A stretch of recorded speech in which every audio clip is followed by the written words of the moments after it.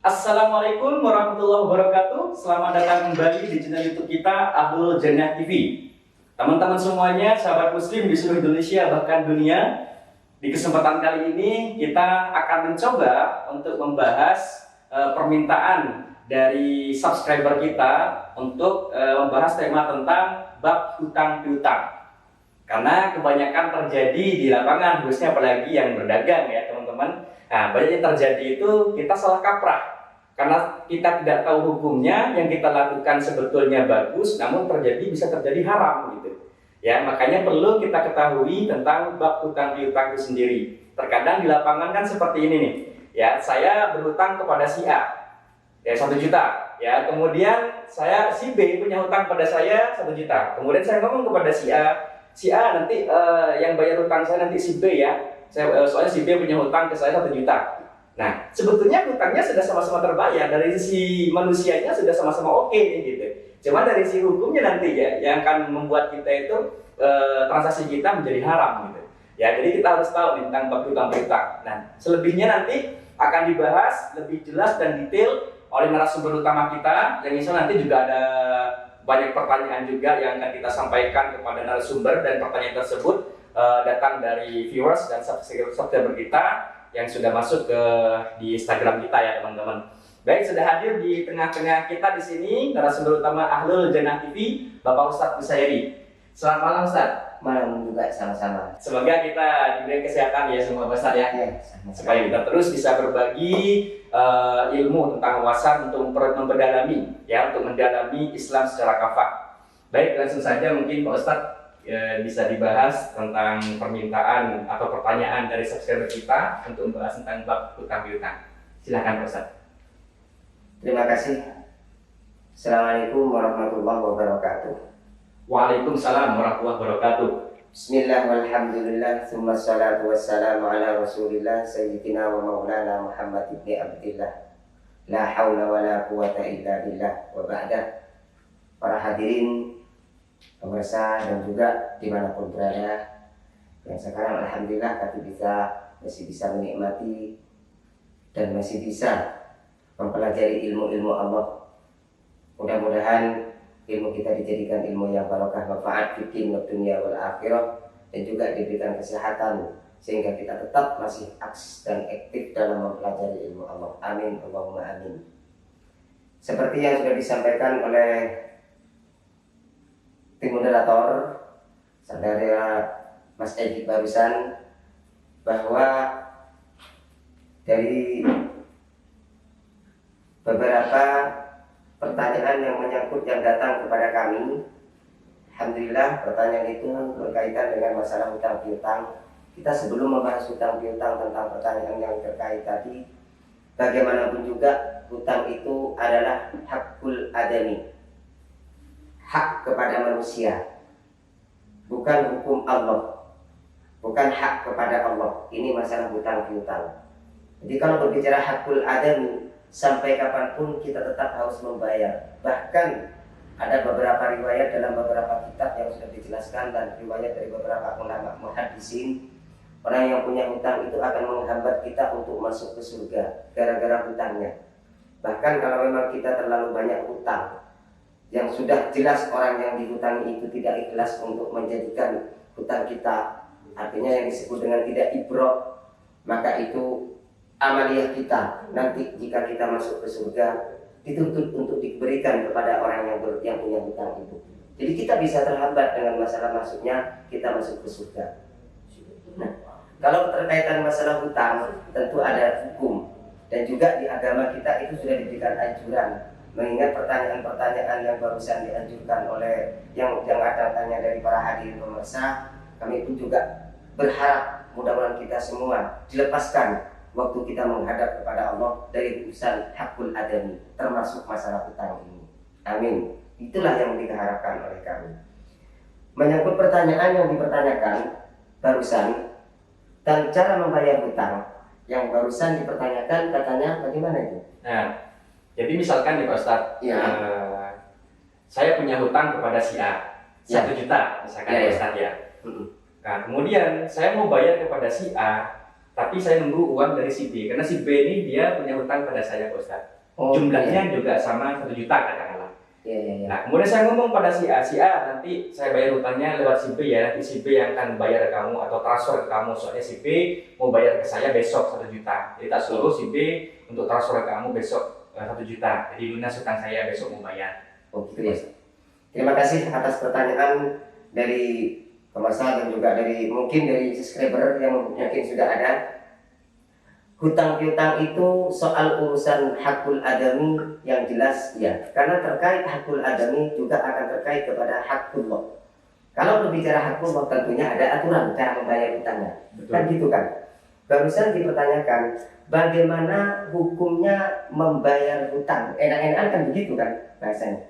Saya punya hutang sama sampean, Mas Egi, 1 juta. Kita berikan contoh enak-enakan. Mas Egi punya hutang itu kalau tadi itu terlalu panjang mungkin pertanyaan itu, terlalu melebar. Saya buka pertanyaan sedikit dari masalah pertanyaan barusan dari subscriber. Saya akan lebih persempit dulu dan hukumnya sama soalnya. Jadi saya punya hutang kepada Mas Egi, Mas Egi punya hutang kepada saya. Hitung-hitungan hutang, saya hutang punya Mas Egi 1 juta, Mas Egi punya hutang kepada saya sama 1 juta atau 500 lah. Kita tidak jadi masalah. Oh, maksudnya Pak Ustadz punya hutang ke saya 1 juta. Iya.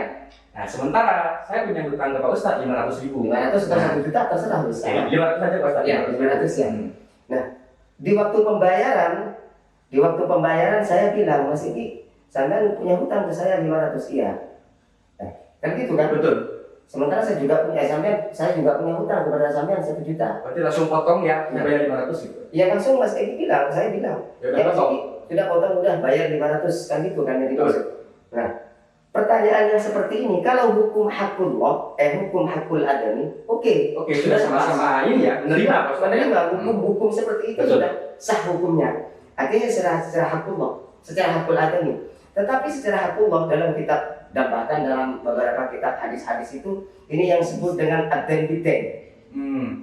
Ad-dain bid-dain itu hutang dibayar dengan hutang. Betul. Saya punya hutang sama sampean, hukumnya bagaimana? Ya sah, soal pembayaran hutang dipertanggungan selesai. Tapi ini hukumnya riba. Dan yang dimaksud riba itu haram. Gitu yang dimaksud. Masalahnya begini, secara nalar hukum dalam kitab yang jelaskan. Ada dalam kitab yang namanya Hikmatut Tasyrik wa Falsafatuhu. Di situ ada penjelasan. Nah, kalau menjelaskan membayar hutang dengan catatan tadi, saya punya hutang kepada Mas Egi 1 juta, Mas Egi punya hutang kepada saya 500, terus langsung dipotong bayar 500. Nalar akal kita ya coba. Dan Mas Egi, saya punya uang 500, Mas Egi tidak punya uang, bisa lunas bayar kepada saya. Kan gitu kan? Betul. Ini kalau 500 dengan 1 juta, enak-enakan sekarang wes 1 juta sama 1 juta. Mas Egi punya hutang kepada saya 1 juta, saya punya hutang kepada Mas Egi 1 juta. Saya bilang, Mas Egi, saya punya hutang kepada sampean 1 juta, iya. Tapi saya juga punya hutang 1 juta. Dan sudahlah kalau gitu kita sudah lunas. Harus lunas. Kosong Kan gitu kan. Ini yang dimaksud enggak punya uang bisa bayar hutang. Iya betul. Uangnya nggak nampak, tapi hutang lunas. Kan secara ini yang dimaksud dengan hukum ribanya. Dan di sini yang disebabkan hukum masuk kepada hukum riba. Oh. Jadi kalau soal hakul adami, oke, sudah selesai ini hukum kita ini. Betul. Tapi dengan hukum Allah karena ada unsur, ada catatan. Mosok kayak kita tidak ada apa-apa kok hutang kita sudah lunas. Tidak punya uang lunas, kan tidak mungkin. Kok namanya hutang itu harus dibayar. Seperti itu yang ada. Nah ini yang disebut di dalam kitab disebut ad-dain bid-dain, riba. Hukumnya riba. Terus bagaimana solusinya Pak Ustadz terkait hal yang barusan? Pak Ustadz punya hutang 1 juta dan saya punya hutang 1 juta. Caranya bagaimana? Semestinya seperti apa Pak Ustadz cara membayar? Ini yang perlu. Itu sebenarnya yang penting. Ya. Nah, yang penting saya punya hutang 1 juta pada Mas Egi. Dari pertanyaan pemirsa saya contohkan kepada kami berdua aja. Ya, betul. Saya punya hutang 1 juta kepada Mas Egi. Mas Egi punya hutang kepada saya 1 juta. Bilang aja, Mas Egi, saya punya hutang 1 juta. Ya Pak Ustadz, saya membayar 1 juta kok ini. Jadi uang harus ada. Uang harus ada ya Pak Ustadz? Iya, harus ada memang 1 juta. Tahu lah. Oh ya Pak Ustadz kalau gitu. Oh ini uangnya Mas Egi. Nah itu Mas Egi jawab. Oh kalau gitu karena saya juga punya hutang pada Ustadz. Sudah uang ini sudah Ustadz, ambil Ustadz, saya juga punya hutang 1 juta. Tapi uang ini saya ambil dulu, iya, kemudian saya kembalikan ke Ustadz. Dikembalikan lagi kepada saya. Baru itu hukumnya lunas. Lewong kita ada punya uang kok bisa lunas hutangnya. Di sini yang dimaksud. Berarti intinya poin pentingnya harus berwujud di Pak Ustaz. Harus ada wujud. Bukan hanya di lisan ya. Pak? Tidak bisa. Ini yang dimaksud dengan hukum riba. Di dalam hukum masalah detail itu hukumnya riba. Bahkan disebut dalam kitab. Tidak usah kitab tebel-tebel. Mungkin di kitab tipis sudah tafsir di situ. Bahkan kalau memang berbicara ulama muhaddisin sudah jelas. Riba di situ dengan adanya detail itu jelas itu tidak boleh itu hukumnya. Jujur Pak Ustadz, ini Ya. sebetulnya poin penting yang luar biasa. Terima kasih subscriber yang sudah bertanya ini karena saya pribadi sering melakukan seperti ini Pak Ustadz. Ya, kadang saya pinjam ya ke teman ditransfer, kemudian saya bilang mau bayar nih, ya udah potong itu gitu kan. Ya udah potong, jadi saya bayar separuh Pak Ustadz. Berarti udah masuk hukum haram. Hukum haram itu yang jelas itu seperti itu guys. Ini contoh berdua, kalau bertiga bagaimana? Ada pertanyaan sama sudah guys. Saya punya utang sama Mas Eki 1 juta. Mas Eki punya utang kepada si A 1 juta. Si A punya utang kepada saya 1 juta. Artinya dilempar-lempar. Mas Eki saya mau bayar utang kepada sampean. Sudah Pak Ustaz.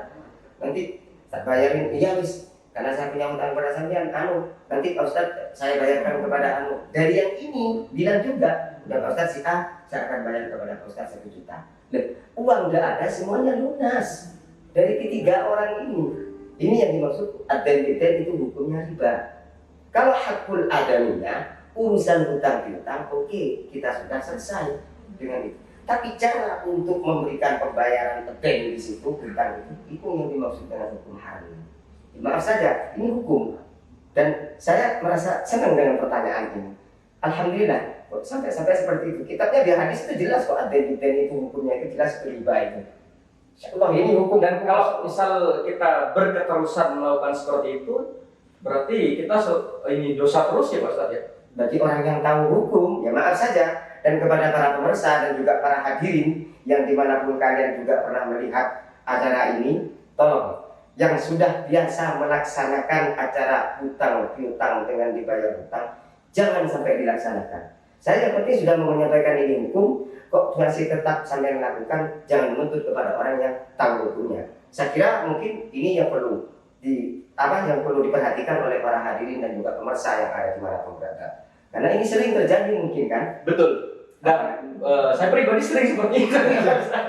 Karena antara kalau sudah teman baik kan nggak pernah mempermasalahkan seperti ini Pak Ustaz ya. Betul kata Pak Ustaz tadi, memang dari sisi hakul adami atau sisi manusianya oke-oke saja, tapi hukumnya di situ ya Pak Ustaz ya, yang menjerat kita yang di sini Pak Ustaz ya. Berarti yang kena hukum riba itu pokoknya orang yang terlibat riba semua ya? Semua sudah masuknya riba itu. Dan ini biasanya terjadi di dalam hukum masalah perdagangan. Jadi mungkin bagian orang-orang yang berkaitan dengan perdagangan ini. Kayak sampai berdagang dengan ini dan ini, biasanya kurang uang ini sudah dipotong aja. Ya sama hukumnya dalam masalah ini. Yang terjadi seperti itu biasanya yang terjadi dalam perdagangan ini. Betul. Kalau kita di rumah mungkin jarang. Tapi kalau dalam perdagangan di pasar kayak berhitungan dengan kayak sampai Mas Egi yang biasa berdagangan, Masya Allah. Jadi kalau bisa jangan dikerjakan lagi lah pekerjaan yang seperti itu. Ini bukan untuk apa? Ya untuk diri sendiri sebenarnya sudah. Ini yang jelas. Kalau kita kembali ke sisi hutang piutang sendiri Pak Ustaz, anjuran dari Islam sendiri Pak Ustaz ya, dari Islam itu untuk membayar hutang itu seperti apa Pak Ustaz? Artinya kan apakah kalau kita misalkan nih saya pinjam kepada si A atau pinjam ke Pak Ustaz ya, 1 juta.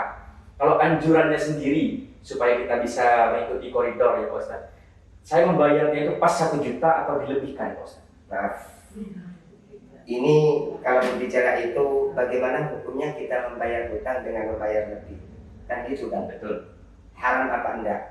Kalau soal hutangnya lunas sudah di poin di situ wis. Tapi antara ukuran yang lebihnya itu bagaimana? Yang jelas hukum itulah yang mengikat kita. Selain masalah hutang aten tadi, hukum itu kalau bayar lebih yang jelas itu hukumnya riba. Tidak usah ditawar wis hukum. Kok nantinya ada yang mengatakan, Pak Ustaz, kami udah pinjam, kami memberi. Saya mengasih utang kepada sampean. Terus sampean dengan sukarela, saya tidak minta. Ya betul. Sampean sukarela kan? Ucapan terima kasih saya. Ucapan terima kasih seperti itu. Ya maaf saja, hukum walaupun bagaimanapun juga itu tetap hukumnya haram dan riba itu uang itu. Meskipun itu ucapan terima kasih Pak Ustaz. Iya, Karena hukum aslinya memang sudah bila mana kita membayar hutang ujratul misil itu sesamanya itu kok lebih kodak misil, yang jelas itu hukumnya haram. Kita pun sudah jelas berbicara dengan secara hukum, saya suka rela kok memberi hadiah karena tolong. Sudah bisa itu. Saya boleh mengutarakan ini Pak Ustaz. Saya masih ingat dulu waktu di sekolah tingkat SD ya Pak Ustaz, ya. Sekolah dasar. Di situ ada guru agama mengajar di situ, memberikan kisah di sebuah hadis tentang Rasulullah Pak Ustaz. Jadi Rasulullah dikisahkan di situ pernah meminjam beras katakanlah 1 cangkir gitu ya. Kemudian Rasulullah mengembalikan itu lebih dari 1 cangkir setengah katakanlah. Nah, itu bagaimana Pak Ustaz? Rasulullah hanya seperti itu. Di situ bukan masalah memberikan, itu hadiah, beda. Tapi kan hukumnya kata Pak Ustaz tadi itu haram. Kita membalikan tadi pertanyaannya, saya mau membayar kepada Pak Ustadz dengan harga 1 juta, nanti saya kembalikan 1.100.000 untuk hadiah. Untuk apa? Untuk rasa terima kasih. Kalau bahasa jawabannya rasa terima kasih, jelas jawabannya hutang itu jelas hukumnya riba. Tapi kalau saya mau memberi hadiah, kalau hadiah kapan saja kita mau kasih. Maaf, saya berbeda kan bahasanya. Hadiah dengan rasa terima kasih berbeda. Kalau rasa terima kasih tentunya kita akan sudah ditolong, tentunya kita akan memberi bantuan pertolongan. Kan ini hadiah, ditolong, kalau ditolong saya mau memberi hadiah kepada sampean Pak Ustaz. Maaf saja, sampai datang ke Ustaz, ini ada hadiah dari saya. Dan saya tidak menolong sampean, ada apa-apa, ada ya hukumnya halal. Ini hadiah. Berarti contoh bisa saya kembalikan lagi Pak Ustaz. Bukan rasa terima kasih lah ini ya. Saya pinjam uang Pak Ustaz 1 juta, karena saya butuh. Kemudian dalam kurun waktu yang saya janjikan, ya 1 minggu saya kembali lagi dan saya kembalikan uang 1 jutanya, Pak Ustaz. Ini Ustaz uangnya yang kemarin saya pinjam 1 juta. Ya, terima kasih. Terus ini dari saya, Pak Ustaz. Saya kasih misalkan saya lebihin, misalkan 100.000, Pak. Iya.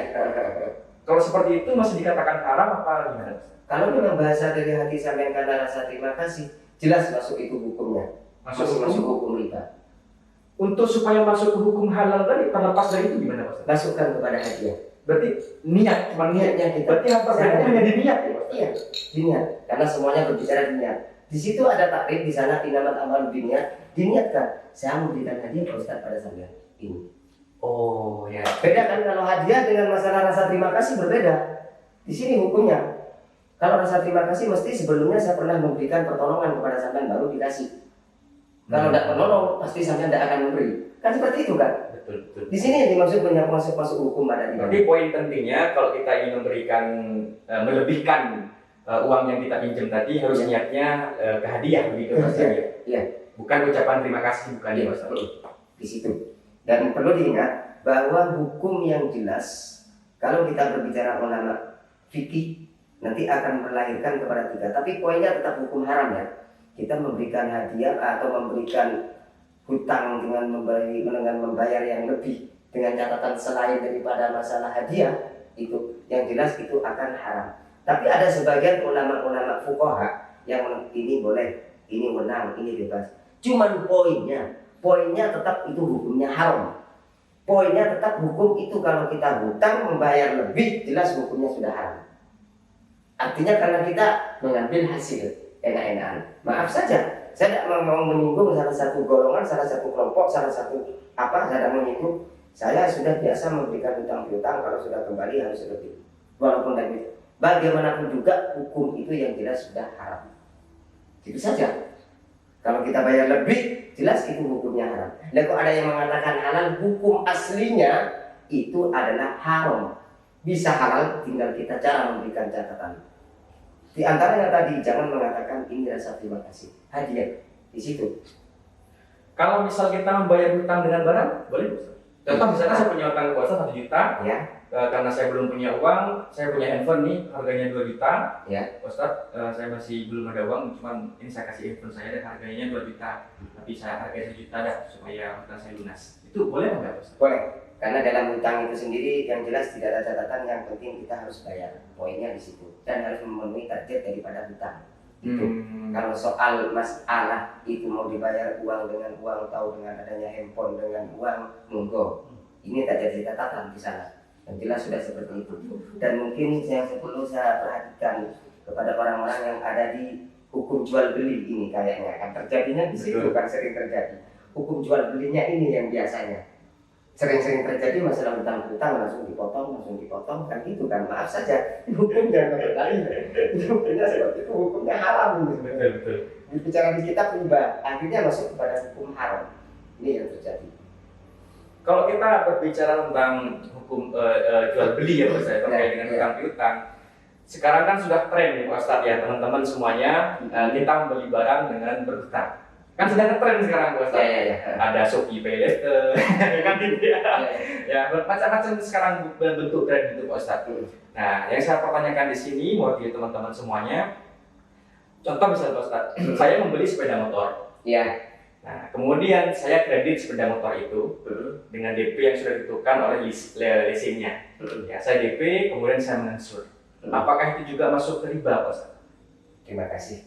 Pertanyaannya, kalau tadi langsung mengkredit, ya hukumnya boleh. Sampai datang ke saya, contoh saya sudah menjadi seorang dealer. Ya, betul. Ustaz, saya mau hutang motornya, saya bayar dengan bahasa kredit. Oh ya, monggo. Sudah. Tapi sampai jangan diberikan, ada catatan dua. Nanti kalau begini, di kitab itu ada bahasa, dalam satu tempat tidak boleh, dalam satu barang tidak boleh ada harga dua. Nah, dalam kitab fikih, kita berbicara fikih. Dalam kitab fikih itu bahwa tidak diperbolehkan kita menghargai satu barang di harga dua. Gini, ini handphone dan ini juga maaf. Yep. Ini juga handphone. Saya mungkin contohkan handphone lagi. Atau mungkin satu handphone gini Pak Ustaz. Misal, ya, saya beli ke Pak Ustaz ini harga handphonenya berapa? Kalau kamu beli cash, harganya 1 juta. ya. Kalau kamu kredit, bayar 4 kali atau bayar berapa kali, itu total harganya jadi 1,2. Iya. Itu boleh, nggak boleh Pak Ustaz? Nggak boleh. Gini, Karena satu barang ada dua harga. Gitu. satu barang sekarang yang terjadi ada dua harga. Jadi kalau sampai mau datang ke saya, Ustaz saya mau kredit handphonenya yang ini, ya sudah berapa harganya kreditnya? Ya kredit 1.500.000 ya sudah. Jangan tanya lagi. Nah kalau nanti saya barang ini saya langsung dengan dijual, bayar cash berapa Pak Ustaz? 1.000. Nah ini yang dimaksud tidak boleh. Satu barang dihargai dua. Kalau toh nantinya mau barang yang nge-cash, ambil lagi barang yang lain, yang mana bukan barang ini, yang tadi sudah dijadikan harga dengan bahasa harga kredit. Kok maunya minta yang nge-cash, jangan barang ini lagi. Terus handphone yang lain nih Pak Ustaz. Iya. Makanya di sini dalam kitab fikih dijelaskan, barang satu dihargai dua itu hukumnya riba. Maaf saja. Baik yang membeli maupun yang menjual juga sama-sama riba Pak Ustaz. Ini banyak yang terjadi sebetulnya Pak Ustaz. Maaf Kalau saja. saya lihat di kampung-kampung itu kayak ini pedagang-pedagang baju yang sering bertanding baju, kadang sering ada dua harga. Bahasa saya pernah nemui kadang-kadang bertamu rumah teman, kemudian ada yang jual baju di situ. Kalau cash sekian, kalau kamu kredit utangan mau bayar musiman harganya sekian. Mungkin bahasanya kan, ya maaf saja. Kita memang sekarang sudah tamat maju dengan adanya pemikiran, dengan adanya cara-cara. Tapi kita tetap akan diikat dengan tidak boleh lepas daripada aturan kan. Kita akan tidak lepas dari aturan kita berbicara agama. Kalau kita berbicara agama tentunya di agama kan lebih enak. Coba sampean sendiri kita. Kalau sampean memberikan harga ini 1 juta, yang satu 1 juta, satu juta setengah. Dikredit harganya 1,5 juta, bayar cash 1 juta. Di hati sampean memang ngomong, saya punya uang, mungkin dengan saya tidak bayar kontan aja kok. Kan gitu kan. Tapi kan beda kalau barangnya dua. Oh, kalau ini yang kredit, yang itu yang kontan, kan sudah beda kan. Gimana tetap kita tidak akan, istilahnya tidak akan ngersulo tidak akan merintih dalam perasaan kita. Itu yang dimaksud dengan hukum barang satu dihargai dua. Dan maaf ini yang terjadi mungkin yang terjadi. Dan soal masalah kita langsung datang kepada saya, kepada Ustaz saya mau kredit motor, monggo. Saya jangan tanya lagi gimana kalau kontan, nggak usah wis. Saya mau kredit motor harganya sekian, monggo. Berarti solusinya buat teman-teman yang punya konsep yang dengan dua harga tadi, ada yang harga kredit sekian, harga cashnya sekian, berarti caranya harus mempunyai dua barang yang sama Pak Ustaz ya. Kalau harga kredit, contoh saya punya handphone seperti ini dua. Berarti kalau yang mau kreditan, kalau yang ini kredit sekian, kalau yang ini cashnya sekian, berarti handphonenya harus dua ya Pak Ustaz ya. Itu caranya, berarti sudah masuk halal di situ Pak. Iya. Jadi kalau langsung kredit dengan satu, itu tidak boleh, sudah jelas itu. Dalam fikih itu sudah jelas dipertimbangkan. Tapi saya yakin tidak ada ini banyak terjadi di lapangan. Mau bagaimana lagi? Caranya ya mungkin itulah. Jadi mungkin kepada para penjual dan pembeli, saya tidak mau mengumumkan kepada siapa, karena penjual kepada pembeli, monggo kita jalankan dengan pakai secara hukum, insya Allah Kalau kita berjalan dengan hukum nyaman kok kita, tenang. Dan kita tidak akan terikat dengan adanya hukum, bukan. Tapi ketenangan sebenarnya yang kita cari. Di dalam hukum sudah diatur. Ini yang jelas terjadi. Terus ini pertanyaan berikutnya dari sahabat subscriber kita Pak Ustadz, Ya. yang bertanya tentang hukum hutang piutang kepada perbankan. Ya. Ya, jadi kan ada dua sisi nih Pak Ustadz ya. Ada apa namanya, ada yang mengatakan itu riba hutang kepada bank. Contoh misalkan saya mau buka usaha Pak Ustadz. Nah, sementara saya nggak punya modal. Nah, di luar sana kan banyak perbankan. Kemudian saya naruh sertifikat saya ya di salah satu perbankan. Kemudian cairlah uang tersebut sehingga saya dapat bantuan modal dan saya bisa buka usaha dan usaha saya bisa untuk menafkahi keluarga. Nah, di situ kan pasti ada bunga, Pak Ustaz. Ada yang di perbankan itu ada bunga 0,2, 0,5, 1,2, 1,7, bahkan ada yang 2,7, bervariasi. Nah, pertanyaan subscriber kita ini, Pak Ustaz, apakah itu juga termasuk riba? Sementara itu kan bisa menolong kepada kehidupan kita gitu, Pak Ustaz. Terima kasih. Terima kasih atas pertanyaan tadi. Ini sudah terjadi dan sudah mungkin beberapa kali yang sudah dipertanyakan. Mungkin sekarang baru dibuka pertanyaan ini, baru sekarang dibuka. Bagaimana hukumnya kita berhutang kepada bank? Sudah gitu aja, sudah betul. Dengan kita, kalau kita hutang 1 juta, kita akan kembali 1,5 juta. Bahasa enak-enak. Bagaimanapun juga kembali kepada hutang, hukumnya hutang dengan membayar lebih, itu hukumnya tetap itu masuk hukum riba. Entoh nantinya, karena kalau kita tujuan mau membantu rumah tangga biar kita kalau tidak mungkin Allah itu tidak akan memberikan cara yang halal, tidak mungkin. Jadi bagaimanapun juga kalau kita mengembalikan kepada hukum hutang kembali dengan 1.000 menjadi 1.100, tetap hukumnya riba. Masuknya alasannya tadi mungkin karena ini, Ustaz, karena ini. Tidak. Hukum aslinya hutang yang dibayar dengan lebih karena sudah dituntut, tetap hukumnya itu masuk hukum riba. Gini yang dimaksud. Berarti solusinya Pak Ustaz, bagi teman-teman yang mau buka usaha dan belum punya modal, solusinya bagaimana? Insya Allah, saya yakin kok. Sementara kalau kita hutang ke teman, ke orang lain kan susah Pak Ustaz sekarang. Di sini ya yang akan terjadi, kan sekarang sudah banyak kejadian yang sudah terjadi seperti ini. Bagaimanapun juga tetap tidak bisa. Solusinya ya tetap sudah wis. Kita harus hutang dengan secara 1.000 bayar 1.000. Tidak diperbolehkan sudah wis. Tidak ada solusi lagi karena bagaimanapun juga kita kok mikir bayar hutang 1.000 dengan 1.100, bayar 1.000 aja sudah kesulitan. Dari bayar 1.000 membayar 1.000 kok malah dibayar 1.100. Di sini karena tak hukum. Betul. Jadi bagaimanapun juga solusinya tetap aja sudah wis. Tidak ada solusinya, tidak ada. Solusinya bagi 1.000 bayar 1.000. Tetap tidak bisa. Nah kalau terjadi sekarang umum, maaf, apakah al-ada al-muhakkamah di sini sudah menjadi hukum? Kan bukan. Yang dimaksud al-ada al-muhakkamah itu hukum itu kalau sudah kebiasaan menjadi hukum jika berjalan dengan yang benar. Kalau tidak benar, maksud kita mau mengatakan ini juga halal? Tidak, maaf saja. Tetap saya menghukumi hutang 1.000 dibayar lebih, tetap hukumnya haram. Tetap haram, riba ya Pak Ustaz. Riba, perbankan dan dimanapun juga karena ada unsur ini tetap hukumnya haram. Mohon maaf. Baik, untuk pertanyaan berikutnya Pak Ustaz yang perlu kita bahas ini, bagaimana terkait dengan hutang yang tidak dibayar, artinya masih bayarnya telat gitu Ustaz. Contoh misalkan saya punya hutang ke Pak Ustaz nih, punya hutang 1 juta, saya janji 1 bulan. Nah, dan ternyata 1 bulan saya belum bayar ke Pak Ustaz. Ya memang faktor banyak entah alasannya itu saya belum punya uang atau lupa macam-macam lah variasinya. Kan kebanyakan begitu Pak Ustaz. Artinya pura-pura lupa gitu. Ya, jadi saya pribadi sekarang banyak uang yang mesti di teman-teman itu padahal janjinya udah luput semua Pak Ustaz. Nah, itu pertanyaan dari subscriber kita itu bagaimana itu?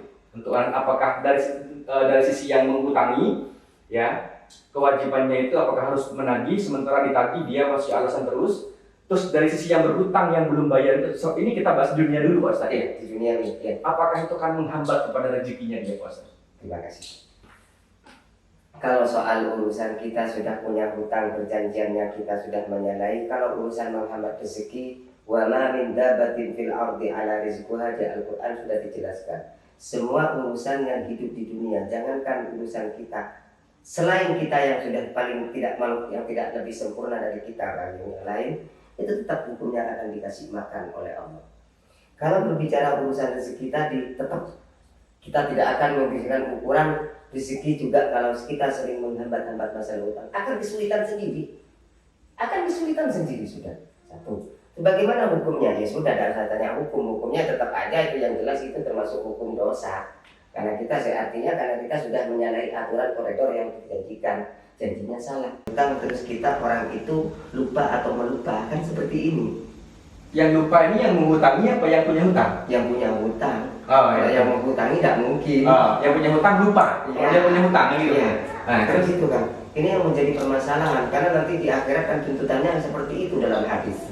Karena di dalam hadis kita sampai saat saya punya hutang sama Mas Egi yang sudah terjadi. Kemudian saya nyampe janji 1 bulan dapat 1 bulan saya tidak memberikan apa-apa. Entah saya lupa kata barusan itu, entah tidak. Kalau memang lupa, kewajibannya Mas Edi ngasih tahu sampai saya meninggal karenanya. kalau Pak Ustadz lupa nih ceritanya, dan saya tidak nagih Pak Ustadz. Jadi nanti kalau diajak jangan menuntut. Kalau memang saya lupa kalau memang saya tidak punya hutang. Tapi kalau saya memang tidak lupa, sementara sampai tidak menagih kepada saya, karena saya tidak lupa, itu tetap sudah, tidak apa-apa itu. Kalau saya ditagih tidak apa-apa, kalau saya itu tidak lupa kok. Memang dalam hadis tetap dituntut, tuntut sudah. Memang dalam hadis disuruh menagih 3 dengan catatan kalau memang takutnya lupa. Kalau tidak lupa, buat apa menagih dalam hadis? Buat apa mengasih tahu? Tidak perlu. Ini yang dituntut. Maka mohon maaf saja bagi para hadirin yang punya hutang, tetap bagaimanapun juga hutang itu harus dibayar. Dan bagi yang berhutang kalau memang tidak ingat, perlu diingatkan yang berhutang. Tapi kalau sudah ingat punya hutang, dia diingatkan, jangan disalahkan nanti di akhirat dengan Allah kalau dituntut oleh yang berhutang. Maaf saja, betul ini yang terjadi. Mungkin di sesi penutup Pak Ustadz, Ya. di sesi bab hutang piutang ini supaya banyak teman-teman yang tersadarkan ya Pak Ustadz ya, tentang hutang piutang, saya ingin Pak Ustadz sedikit membahas tentang orang yang mempunyai hutang dan belum dibayar, Ya. kemudian orang tersebut meninggal Pak Ustadz. Ya.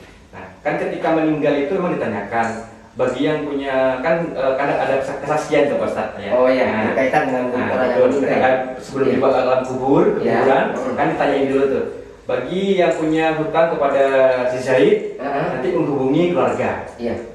Kan cuma nyiarkannya pakai mikrofon tuh Pak Ustadz. Iya. Yang dengar hanya orang sekitar. Iya. Nah, sementara dia punya hutang kepada teman-teman di luar sana pada saat itu. Betul. Iya. Ya, kemudian orang tersebut yang dihutangi orang yang sudah meninggal itu, dia tidak tahu dia meninggal atau apa. Yang jelas hutangnya banyak lah misalkan Pak Ustadz. Nah, yang saya ingin dari Pak Ustadz itu supaya banyak tercerahkan di sini, seperti apa gambaran kita ketika meninggal masuk ke alam kubur dan membawa hutang Pak Ustadz. Terima kasih pada para hadirin. Kalau kita mohon maaf saja, mudah-mudahan kita waktu sudah nyampe kepada panggilan Allah yang disebut ajal. Kita semuanya mudah-mudahan dijauhkan dari urusan hakul adami termasuk masalah hutang. Soal ibadah urusan kita dengan Allah, tapi soal hakul adami kesulitan kita, terutama masalah hutang. Kalau berbicara itu, kita punya hutang kepada orang lain, mudah-mudahan dengan doa barusan kita yang jelas akan menghambat kita nanti di akhirat. Di akhirat. Iya. Kalau di alam kubur Pak Ustadz? Sama. Karena gambaran di dalam kuburan itu adalah mungkin itu adalah gambaran nantinya itu sudah di akhirat. Kita sama-sama tidak tahu bagaimana kehidupan di dalam kubur. Tapi kita berbicara keterangan takrif dalam hadis, beberapa orang sudah banyak yang punya hutang, akhirnya meninggal. Dia itu disiksa gara-gara hutangnya. Bahkan dia merintih, andai pun amaliyah dia itu diambil oleh orang yang berhutang, asal di sini dalam kitab Bukhari Muslim di syarahnya, asal kita itu andai saya punya amal yang 100, saya punya hutang pada sampean, amal saya diambil oleh sampean, kemudian asal saya itu lepas dari hukuman manusiawi, dari hukuman hukum utang piutang, maka saya rela. Itu pun tidak akan masih menutupi. Sampai segitu amaliyah kita yang akan terjadi kepada masalah urusan utang piutang. Jadi sekecil apapun, dan saya menitip, dan saya titip. Selain ini juga saya menitip kepada orang yang menghutangi. Ada 2 bahasa, ada yang hutang dan yang menghutang. Kepada orang yang menghutangi, jika sampean menghutangi kepada orang, selain hukum hutang 1000 bayar 1000, pas itu sudah wis. Tolong, jika kalau sudah yang berhutang itu meninggal, berikanlah ibrok, kalau bahasa di kitab diibrok, dibebaskan kepada orang yang sudah meninggal karena punya hutang itu, bebaskan, karena itu akan menjadi amalnya orang itu sendiri lebih kepada orang yang berhutang, yang menghutangi. Saya menghutangi kepada Mas Egi 1 juta, sehingga Mas Egi itu meninggal, maaf saya kembalikan. Ini karena tuntutan hukum. Kalau urusan mati sudah urusan Allah. Contoh ini memang sudah lumrah wis.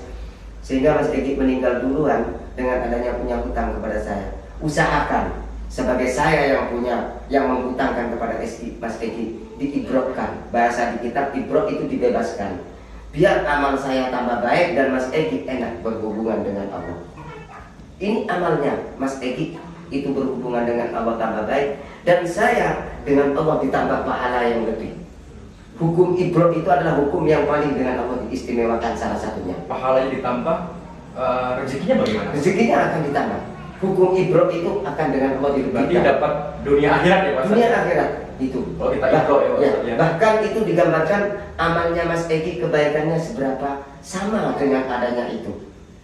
Pahala kalau saya sampai mengibrokkan dalam sebuah hadis yang pernah dijelaskan seperti itu. Bahkan dalam kitab-kitab fikih, kitab-kitab hikayah yang berbentuk hikayah itu juga seperti itu. Jadi saya mohon kepada para hadirin yang sampai menghutangkan, tolong kalau memang ada orang yang berhutang kepada sampean sampai meninggal duluan karena itu lupa atau karena memang itu melupakan, diibrokkan.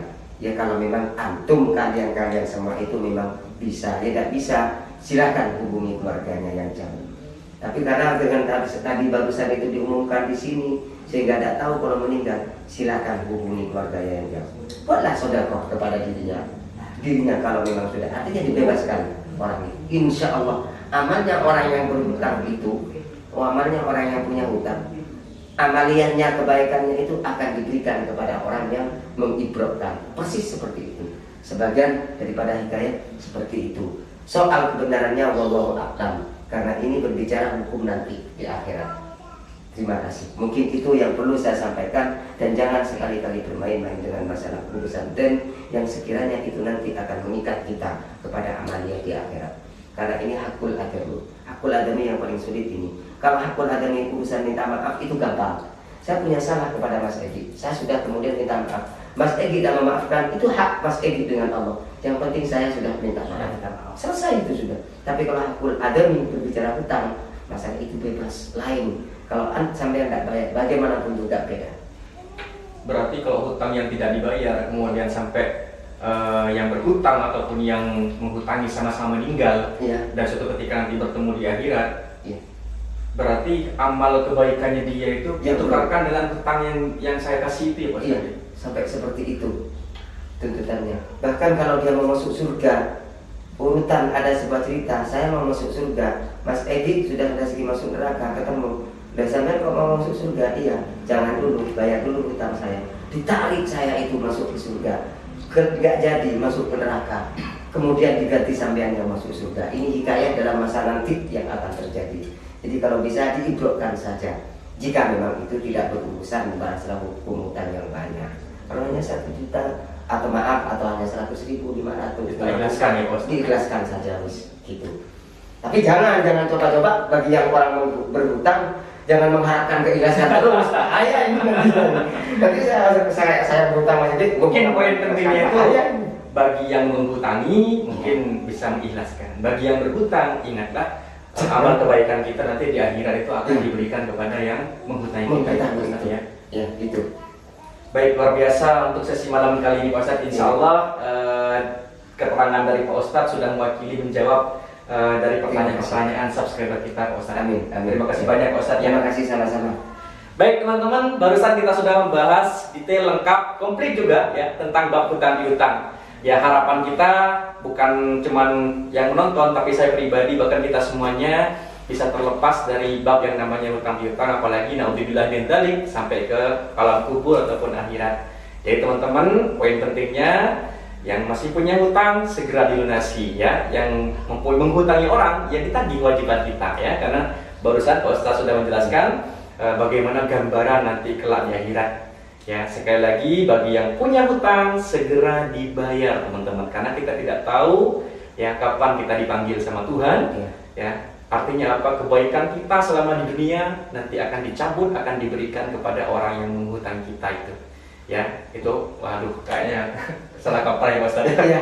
Semoga kita tidak termasuk di situ ya Pak Ustadz. Mudah-mudahan saja Sampai ini. juga para hadirin kaum muslimin semuanya tidak terikat dengan masalah ini. Amin amin. Baik, sekian dulu sahabat-sahabat YouTubers ya.